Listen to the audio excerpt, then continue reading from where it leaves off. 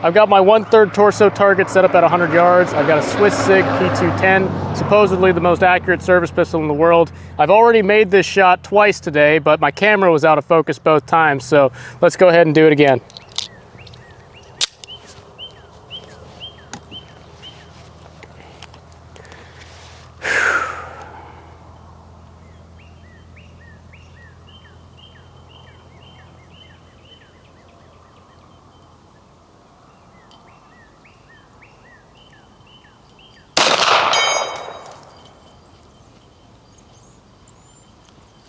Nailed it.